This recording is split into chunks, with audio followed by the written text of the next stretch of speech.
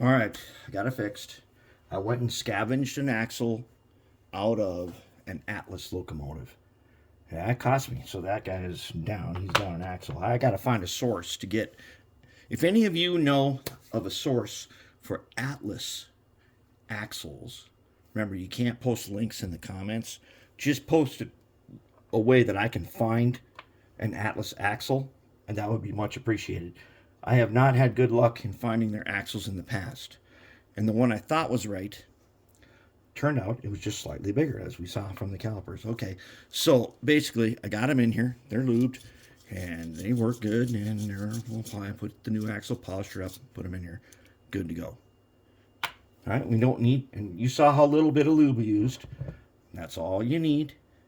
So now what we got to do is we got to bring this guy up through here. Then we're going to spread him like that. Yep. Okay, now what we're going to do is we're going to take this worm gear housing. Okay, now, remember what we got to do to worm gears. Okay, so we're going to take our Marvel air tool oil. And we're going to take our number 17 flat blade, right? And we're going to put a dot here, just like we did before. And we're going to put it on here. Like that. Did we already do this? We might have already done this. I don't know, but since we're only putting a dot on it, it won't matter if we actually accidentally do it again. But we need that air tool oil on these. We need the air tool oil on these bearings. You need that.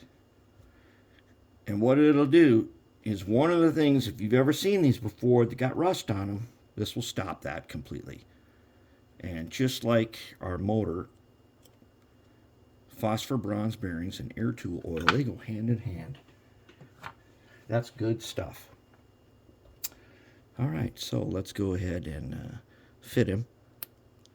Okay, we'll fit him into his socket. Okay, then we will set him down. All right, now we'll set him down. Okay, we'll come back in a second here because you know what's next when we do that. Okay, let's thread this guy up. Okay, let's get him sit down where we want him. Like that. Is this guy sitting where we want him? There he is. Yes, he is. Okay. And let's spread them. Let's put them together. Oh, there goes our bearing. Oh, there he goes again.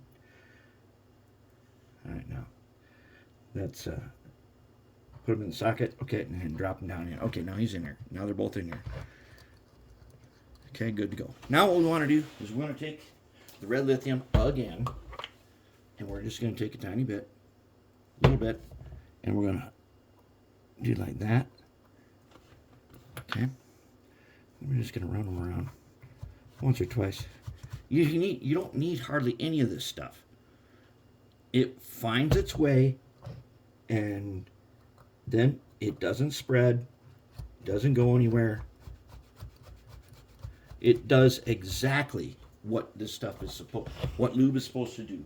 And you're never going to end up having hardened oil or anything like that. As we have, for those of you who are new or don't know, I used red lithium back in the 80s on a bunch of locomotives, 71 locomotives, and then they sat in storage for 20 some years, outside storage, where they were subjected to brutal heat, and they were exposed to like temperatures of -60 with the wind chill.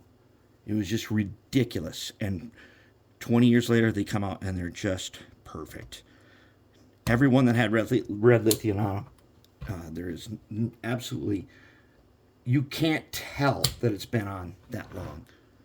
There we go. All right. So now everybody's back together. Wires on the correct sides. Looking pretty good. All right, now I'm going to go ahead. As you can see, I like to paint these guys so that we can see what we're doing when we do this. So now what we got to do is start the reassembly part. And I've already got the decoder back on here, and there was only one screw holding them in. And I do believe this is a Soundtrax. It's a Tsunami something. Figure that out in a little bit. And now we are ready to go ahead and start wiring them up and putting them back together.